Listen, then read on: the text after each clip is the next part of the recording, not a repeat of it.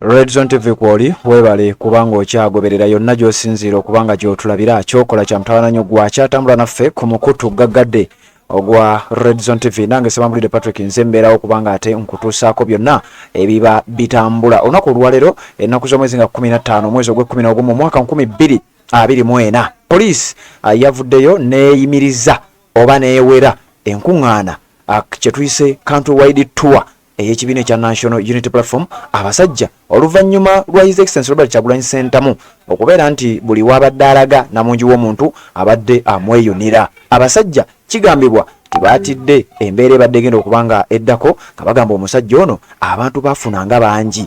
Nsonga ki gye tuyinza okuteekawo tubeere nga tuyimiriza omusajja ono era tuyinza kukikola tutya? Olunaku olwaleero ekipapula kyenjagala okubanga nkusomera gwampuliriza kye bamaze okubanga bawaayo era ng'ekipapula kino kiraga nti enkuŋŋaana ez'ekibiina ekya National Unity Platform zimaze okubeera nga ziyimirizibwa nti era tebagenda kuddamu ensonga ngikuleetedde. Olowooza nsonga ki? Mukutu gwa Red Zone TV kansooke nkuwa ebigambo bya Alex Waiswa Mufumbiro then oluvannyuma nze gye nkuwa ensonga okusinziira ku kiwandiiko ekyo gwampuliriza poliisi kyemaze okubanga eredizinga ng'eraga nti byo bino byesinziddeko okubeera nga eyimiriza His Excellency Robert Kyagulanyi Ssentamu okubanga ataddamu kutalaaga Uganda kubeera nga abalabisa. Babadde balina okutya kubanga bw'osindika omuntu mu lusaalu ate n'akomawo n'amakungula gwe naawe otandika okwewuunya nti alimisa nkumbi kikaaki. So wabaddewo okutya nakyemalira twasooka ne tulanga nti tugenda abiimu n'ali ekyeggulo nti eyo gye bagenze tebajja sangayo bantu, naye abatanaba kuzuukuka ne bamugamba nti owaaye batuuse naye nga bangi ne bakola byonna bye mwalaba mu abiimu buteerere. Abiimu yonna ne twogera nayo era nga bonna balinze enkyukakyuka ne badaagadaaga ne Kamuli batuyisiza Gold Kamuli Road oluguudo olyo tibiboolibooli naye era nga abantu gye bali mujjukiro litiniye ne bagamba n'abasoga bakyali kuki ku mulamwa ne bagamba katubalinde Soloti bamala ennaku nga 6 esijajja kubabuulira ekisooka pulogulaamu yaffe bamala naye emyezi egi nga balaba luguudo ngeri gye bagenda kutulemesaamu wano tunaateekawa wano tunaateekawa wano tunaateekawa ebuyu kwe baakedde ku makya ne batugaana okuyita gye tulina okukola ki ne batusindika eri etaba mmotoka mwena mwayiseyo mwalabye ne tulaga empisa tewabadde jaamu wa traffic okujjako nga Nubian wagambye traffic eyaleeteddwa poliisi. Kakati mulabye olwaleero Nakasongola balabye oluguudo lwonna nga tebalina we bagenda kutuziyiza kubanga luli lutya olega otya basuze bali ku ekyo paka nakyemalira babagambye nti nange nkoze eki ntendewaliddwa. So ekyo tubadde tukisuubira naye ffe tetugambye nti tutidde tugenda kuddamu tuwaye mukuba twagala tubawerekera omubbi omwerekera paka kuki ffe twongere okuzimba amaanyi okuzimba obusobozi akakyokolo tujja kajjako. Kale ebyo bye byabadde ebigambo bya Alex Waiswa Mufumbiro ku nsonga ya ekitongole ekya poliisi abbaluwa gye kyafulumiza. Wuliriza olwaleero ng'ennaku z'omwezi 15 ebbaluwa eno lwe yawandiikiddwa era lwe yaweereddwa abakulu mu kibiina ekya National Unity Platform nga bagiyisa mu Secretary General ow'ekibiina ekya National Unity Platform amanyiddwa nga Sir David Lewis Rubongoya. Wulira poliisi we bagambye bagiwadde omutwe nga bagamba halting of NUP mobilization tours across the country nti okuyimiriza mbagirawo entambula z'ekibiina ekya National Unity Platform zibadde zigendera okwetoloola eggwanga. The Uganda Police Force UPF has engaged in multiple meetings with the National Unity Platform to establish guidelines on the mobilization tours across the country. Nti ffe ng'ekitongole ekya police tutudde mu meeting eziwererako ddala n'abakulu okuva mu kibiina ekya National Unity Platform era nga meeting ezo tubadde twogerera ddala ku nsonga zino. These meetings were aimed at ensuring NUP's activities are conducted in a manner that respects law and order.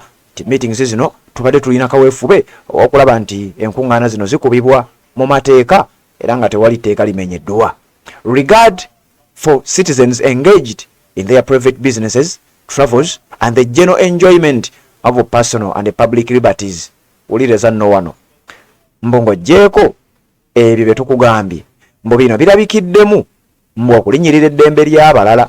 His Excellency Robert Kyagulanyi Ssentamu bw'abadde nga atambula mbu okusinziira ku poliisi bw'abadde nga balinyirira eddembe ly'abalala. Mbu mu ntambula abantu ng'entambula z'abantu zikyankalana, mbu ng'abantu bizinesi zaabwe zikyankalana n'ebirala ebyefaananyiza bwe bityo nti era bino byandibanga bye bivuddeko kalumanywera.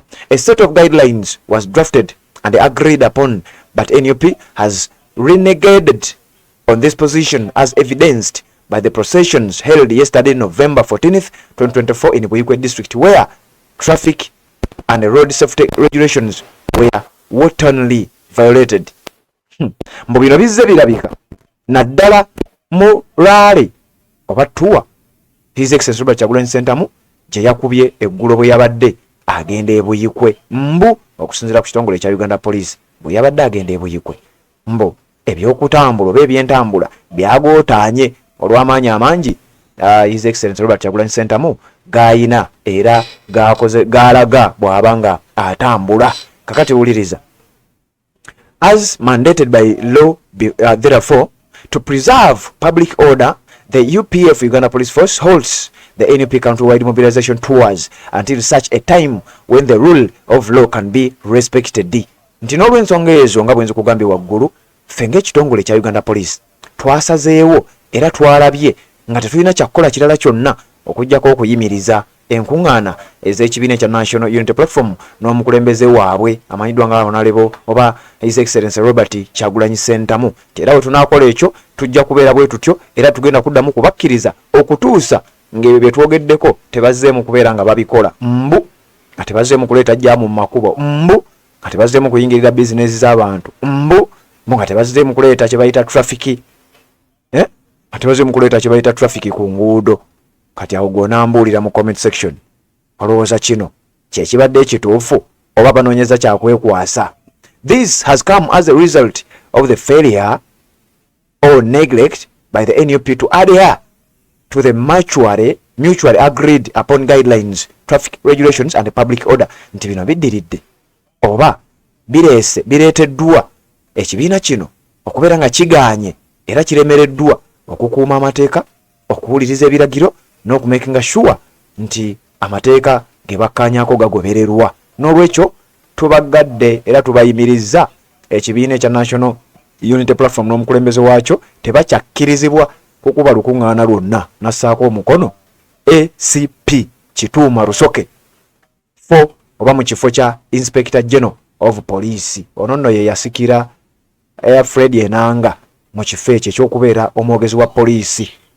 Kati gwampuliriza ku mukuto gwa Radio TV embeera bwe tubetambudde olunaku olw'enkya. His Excellency Robert Kyagulanyi Ssentamu abadde ali supposed okubeera Nakasongo, no abadde agenda Nakasongo olunaku olwaleero, enkya abadde ali supposed okubeera eggulu, kwosa enkya abeera e Masindi, nnaku eziddako awo Masindi, Pakwach, Koboko, Madi Okolo n'ebitundu ebirala. Kakati bano bagamba ti tetujja bikkiriza, amaanyi mwolesa mangi, mugenda kutuleetera ebizibu. Mukuto gwa Radio TV kanzije tweyongereyo n'ensonga endala. Assalamu alaikum wa rahmatullahi wa barakatuh. Amanya n'eddoboozi Haji Abdu omusomi w'eddua. Nkola ku nsonga ez'enjawulo, emirimu nga gikutataganyeko, ebyenfuna byo nga bidobonkanye, ne oba oli bweru wa ggwanga emirimu gya kucankalanako. Jangu kusomere ku ddua okubeda nedda eddua zaabaawo, eddua zisomebwa omuntu n'oterezebwa mu mbeera yonna ebadde ekwesibyeko akanyaaga. Nina ekyoto kye nsobola okukumira wadde oli bweru wa ggwanga nga toli kumpi wano n'ofuna omukisa ogwo nawe n'osomerwako ku ddua nga nkuteddeko n'akabaani. Allah ajja kukusaasira, ajja kwanukula. Kuba ku namba yange y'essimu 0752 44 71 56 ne ku WhatsApp kwendi mpereza obubaka sobole okukuyamba. Assalamu alaikum wa rahmatullahi wa barakatuh.